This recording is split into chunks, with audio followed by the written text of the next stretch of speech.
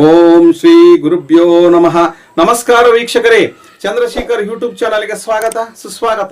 ವೀಕ್ಷಕರೇ, ಈ ದಿನ ನಾನು ಕನ್ನಡ ಚಲನಚಿತ್ರರಂಗದಲ್ಲಿ ಪವರ್ ಸ್ಟಾರ್ ಎಂದು ಪ್ರಸಿದ್ಧಿಯಾಗಿರ್ತಕ್ಕಂತಹ ಒಬ್ಬ ನಟರ ಬಗ್ಗೆ ನಾನು ತಿಳಿಸ್ಕೊಡ್ತಿದ್ದೇನೆ.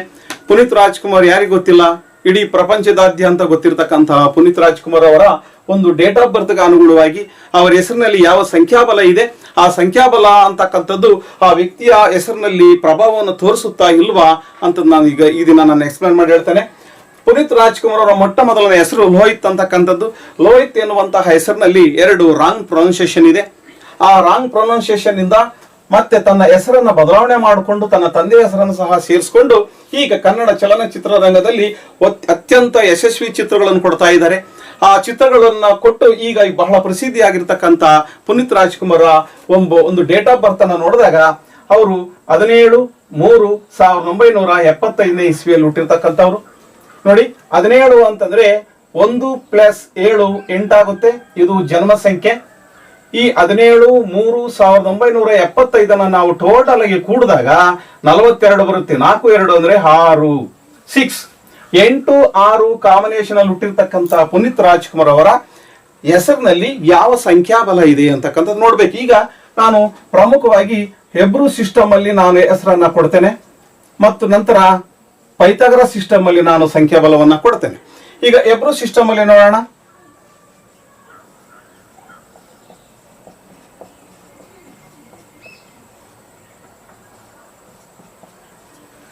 ಈ ಕೂಡೋಣ. ಈಗ 8 6 14 14 5 19 19 5 24 29 33 38 40 41 42 44 6 50 55 ಪ್ಲಸ್ 2 57 57 ಅಂದ್ರೆ 5 7 12.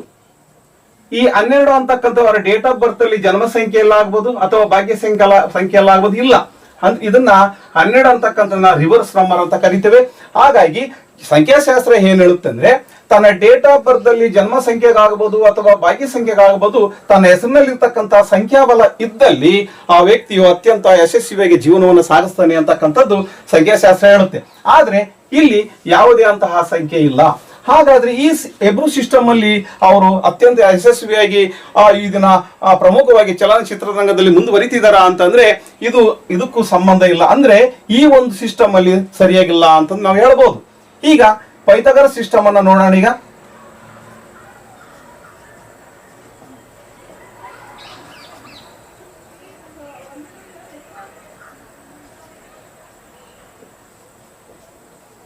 ಈಗ ಕೂಡೋಣ. 7 3 10 15 20 25 27 27 8 35 35 9 44 45 46 48 51 55 56 56 9 65 65 ಅಂದ್ರೆ 6 5 11 ಆಗುತ್ತೆ.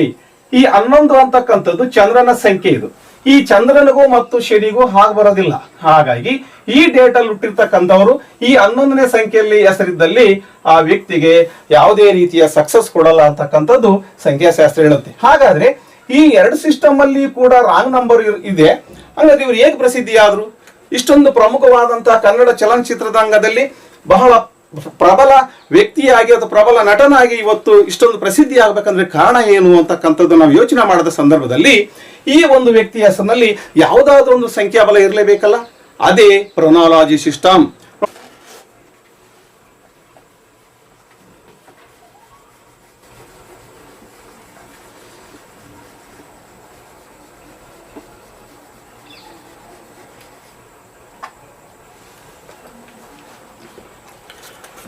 ವೀಕ್ಷಕರೇ, ಈಗ ಪ್ರೊನಾಲಜಿ ಎಂಬ ಶಾಸ್ತ್ರ ಇದೆ.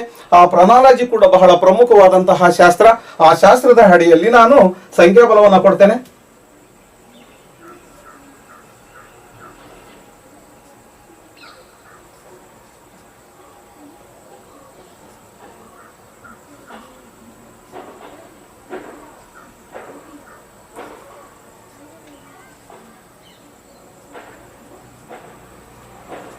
ನೋಡಿ, ಇದು ಪ್ರೊನಾಲಜಿ ಸಿಸ್ಟಮ್ ಅಲ್ಲಿ ಸಂಖ್ಯಾಬಲವನ್ನು ಕೊಟ್ಟಿದ್ದಾನೆ. ಈಗ 3 2 ಕೂಡೋಣ. ಈಗ 3 2 5 5 3 8 9 6 15 19 26, 26 9 35, 35 6 41, 41 7 48, 54, 55, 58, 60, 62.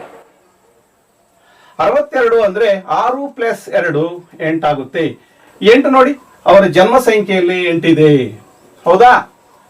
ಮತ್ತೆ ಈ ಜನ್ಮ ಸಂಖ್ಯೆಯಲ್ಲಿ 8 ಇದೆ. ಯಾವುದೇ ರೀತಿಯ ಯಾವುದೇ ಒಬ್ಬ ವ್ಯಕ್ತಿಯ ಡೇಟ್ ಆಫ್ ಬರ್ತ್ ಅಲ್ಲಿ ಜನ್ಮ ಸಂಖ್ಯೆಗಾಗಬಹುದು ಅಥವಾ ಭಾಗ್ಯ ಸಂಖ್ಯೆಗಾಗಬಹುದು. ಈ ಹೆಸರಿನಲ್ಲಿರ್ತಕ್ಕಂಥ ಸಂಖ್ಯಾಬಲ ಹೊಂದಾಣಿಕೆ ಇದ್ದಲ್ಲಿ ಆ ವ್ಯಕ್ತಿಯು ಒಳ್ಳೆಯ ಸಕ್ಸಸ್ ಲೈಫ್ ಅನ್ನ ಕಾಣ್ತಾನೆ ಅಂತಕ್ಕಂಥದಕ್ಕೆ ಈ ಒಂದು ಪುನೀತ್ ರಾಜ್ಕುಮಾರ್ ಹೆಸರಿನಲ್ಲಿರ್ತಕ್ಕಂಥ ಸಂಖ್ಯಾಬಲವೇ ಸಾಕ್ಷಿ. ಹಾಗಾಗಿ ವೀಕ್ಷಕರೇ, ಈ ಒಂದು ಸಂಖ್ಯಾಬಲಕ್ಕೆ ನಾನು ಪಿರಮಿಡ್ ಸಿಸ್ಟಮ್ ಅನ್ನು ನೋಡೋಣ.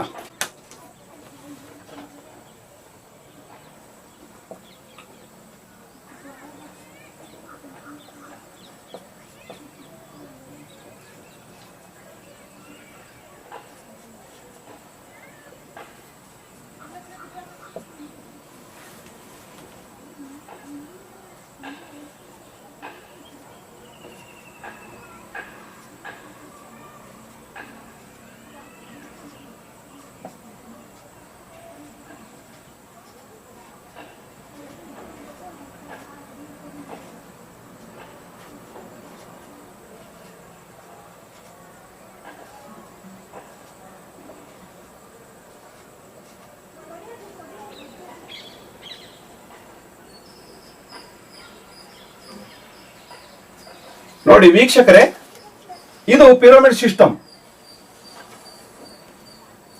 ಈ ಪಿರಮಿಡ್ ಸಂಖ್ಯೆಗಳನ್ನ ಕೊಟ್ಟಿದ್ದೇನೆ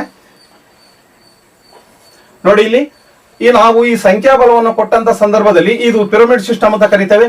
ಈ ಮೊದಲನೇ ಅಕ್ಷರದ ಸಂಖ್ಯೆ, ಕೊನೆಯ ಅಕ್ಷರದ ಸಂಖ್ಯೆ ಮತ್ತು ಕೊನೆಯಲ್ಲಿ ಬಂದಿರತಕ್ಕಂತ ಈ ಔಟ್ಪುಟ್ ಸಂಖ್ಯೆಯನ್ನ ನಾವು ಕೂಡಬೇಕು. 3 + 2 + 1 = 3 2 5 5 1 6. ನೋಡಿ ವೀಕ್ಷಕರೇ, ಈ 6 ಅಂತಕ್ಕಂಥದ್ದು ಇವರ ಭಾಗ್ಯ ಸಂಖ್ಯೆಯಲ್ಲಿ 6 ಆಗಿದೆ.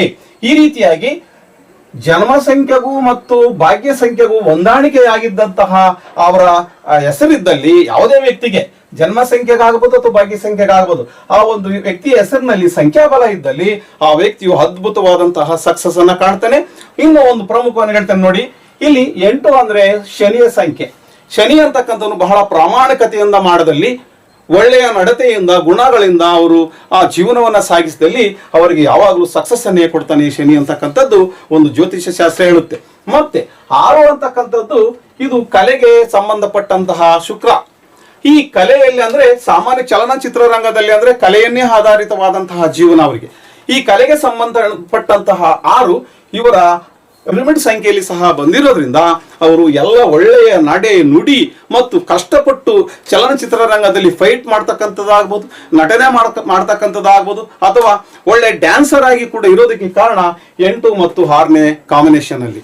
8 6 ಕಾಂಬಿನೇಷನ್ ಅಲ್ಲಿ ಇರ್ತಕ್ಕಂತಹ ವ್ಯಕ್ತಿಗಳು ಯಾರೇ ಆಗ್ಬೋದು ಅತ್ಯದ್ಭುತವಾದಂತಹ ಒಂದು ಕ್ಯಾರೆಕ್ಟರ್ ಅನ್ನು ಹೊಂದಿರ್ತಾರೆ ಮತ್ತು ಒಂದು ನಟನೆಯನ್ನು ಹೊಂದಿರ್ತಾರೆ, ಒಂದು ಅಭಿವ್ಯಕ್ತಿ ಗುಣವನ್ನು ಸಹ ಹೊಂದಿರ್ತಾರೆ. ಹಾಗಾಗಿ ಈ ಡೇಟ್ ಆಫ್ ಬರ್ತ್ ಅನುಗುಣವಾಗಿ ಪುನೀತ್ ರಾಜ್ಕುಮಾರ್ ಈ ಎಲ್ಲಾ ರೀತಿಯಲ್ಲಿ ಹೊಂದಾಣಿಕೆ ಇರೋದ್ರಿಂದಲೇ ಅವರು ಅತ್ಯಂತ ಪ್ರಭಾವಿತರಾಗಿ ಮತ್ತು ಒಳ್ಳೆಯ ಸಂಭಾವನೆ ಪಡೆಯುವ ನಟರಾಗಿ ಮತ್ತು ಅವರ ಒಂದು ಅಭಿವೃದ್ಧಿ ಪಥದಲ್ಲಿ ರೇಷಿಯೋ ನೋಡಿದಾಗ ಎಲ್ಲರಿಗಿಂತ ಮುಂಚೆ ಇದ್ದಾರೆ. ಹಾಗಾಗಿ ಈ ಎಲ್ಲಾ ಅಂಶಗಳಿಂದ ಅವರ ಡೇಟ್ ಆಫ್ ಬರ್ತ್ಗೆ ಇದು ಮ್ಯಾಚ್ ಆಗಿರೋದ್ರಿಂದ ಅವರು ಇದನ್ನ ಒಳ್ಳೆಯ ಪ್ರಭಾವಿ ನಟರಾಗಿ ಮತ್ತು ಅತ್ಯಂತ ಸಕ್ಸಸ್ಫುಲ್ ಆಕ್ಟರ್ ಆಗಿ ಇವತ್ತು ಕಾಣ್ತಾ ಇದ್ದಾರೆ. ಹಾಗಾಗಿ ವೀಕ್ಷಕರೇ, ಈ ಒಂದು ನಾವು ನ್ಯೂಮರಾಲಜಿಯನ್ನು ಹೇಗೆ ನಂಬಬೇಕು, ಯಾತಕ್ಕೋಸ್ಕರ ಈ ಒಂದು ನ್ಯೂಮರಾಲಜಿಯನ್ನು ತಮ್ಮ ಜೀವನದಲ್ಲಿ ಅಳವಡಿಸ್ಕೋಬೇಕು ಅಂತ ನೋಡಿದಾಗ ಪ್ರತಿಯೊಬ್ಬರು ಕೂಡ ಈ ರೀತಿಯಾಗಿ ತಮ್ಮ ಹೆಸರನ್ನ ಸಂಖ್ಯಾಶಾಸ್ತ್ರ ಅನುಸಾರವಾಗಿ ಅಳವಡಿಸಿಕೊಂಡಿದ್ದೆ ಆದಲ್ಲಿ ಸಕ್ಸಸ್ ಲೈಫ್ ಅನ್ನ ಕಾಣ್ತೀರಾ ಅಂತಕ್ಕಂಥದ್ದು ನಾನು ಹೇಳ್ತಾ, ಈ ವಿಡಿಯೋ ತಮಗೆ ಇಷ್ಟ ಆದರೆ ಲೈಕ್ ಮಾಡಿ, ಸಬ್ಸ್ಕ್ರೈಬ್ ಮಾಡಿ, ಕಮೆಂಟ್ ಮಾಡಿ ಹಾಗೂ ಶೇರ್ ಮಾಡಿ. Thank you.